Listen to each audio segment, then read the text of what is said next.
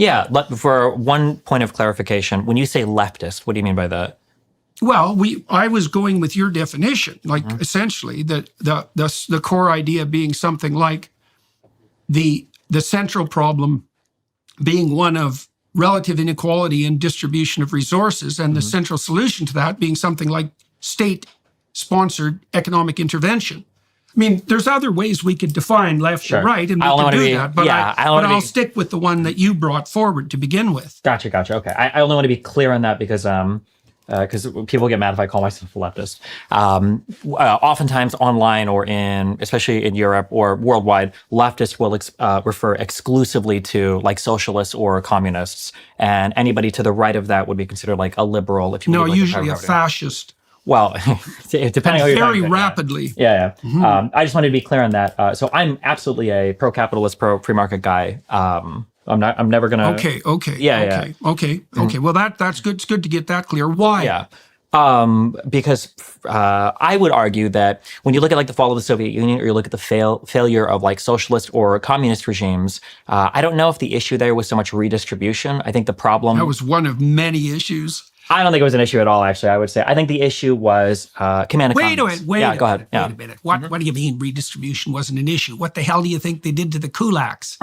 That was forced redistribution. It resulted in the death of 6 million people. So maybe I'm not understanding what you mean, but that was redistribution at its like pinnacle. Sure. And forced redistribution. And it was brutal. When I think of the strengths of capitalism, the ability for markets to dynamically respond to shifting consumer demand is like the reason why capitalism and free market economies dominate the world. When you've got socialist or communist systems, command economies where a government is trying to say, this is how much this is going to cost, this is how much you're going to produce and make.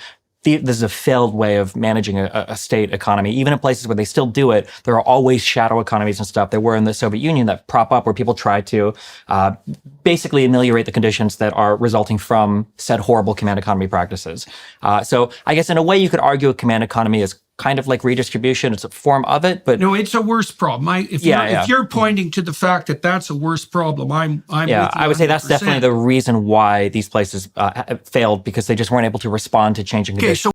So what's the difference between a state that attempts to redistribute to foster equality of opportunity and a command economy? Is it a difference of degree? Like, are you looking at models, let's say like the Scandinavian countries? Or I wouldn't use Canada, by the way, because Canada is now, what would you call, predicted by economic analysts to have the worst performing economy for the next 4 decades of all the developed world. So maybe we'll just leave the example of Canada off the table. Sure. Scandinavian countries are often the polities that are pointed to by, I would say, by people who, at least in part, are putting forward a view of redistribution for purposes of equality of opportunity like you are. But they're a strange analogy because they're very small countries, and up till now they were very ethnically homogenous. Exactly. And that makes a big difference when you're trying to flatten out the redistribution. Plus, they are also incredibly wealthy, which makes, redistribution, let's say, a lot easier. So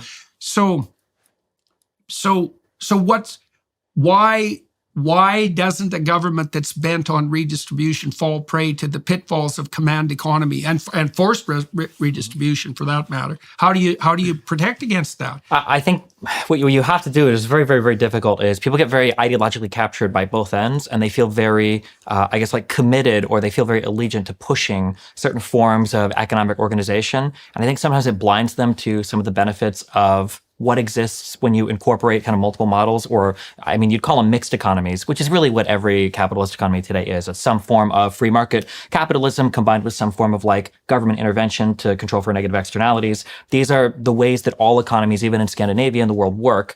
And I think that recognizing the benefits of both systems are the best way to make things work. Yeah. Fair enough. And the Scandinavian countries seem to have done a pretty good job of that.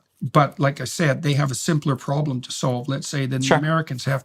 Negative externalities. That's an interesting rabbit hole to wander down, because the problem I have with negative externalities, you made a case already that, and again, correct me if I've got this wrong, but I think that I understood what you said. A free market, free exchange economy is a gigantic distributed computational device. Basically, yeah. Right, exactly. Which, funnily enough, one of the big problems for command economies is called the computation problem, because no central body can actually compute, yes, the ins and outs of. Right, exactly. Right. That's not. Yeah, that's a fatal problem, right? Because it doesn't have the computational power. It certainly doesn't have the speed of data recognition. It doesn't have the on-the-ground agents if all of the perception and decision-making is centralized, right? It's way too low resolution. It's going to crash. Okay, so, and I think that's comprehensible technically as well as ideologically. All right, so, but having said that, with regards to externalities, all the externalities that a market economy can't compute are so complex that they can't be determined centrally by the same argument. And there are ways to account for them, though. Really? That work with. Tell me how. So because I can't see that. Because I can't see how that they can be accounted for without the same computational problem immediately arising. Yeah, and I understand that. And I think that's a problem sometimes of people very far on the left when they want to deal with certain problems.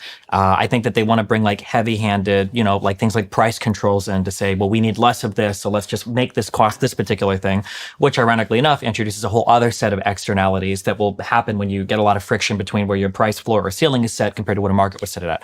But ideally, if you're a reasonable person and you view economies as mixed economies, what you try to do is you try to take these externalities, meaning things that aren't accounted for with your primary system. So in a capitalist system, an externality might be something that causes a negative effect, but it doesn't cost you any money. Pollution would be a good example of that.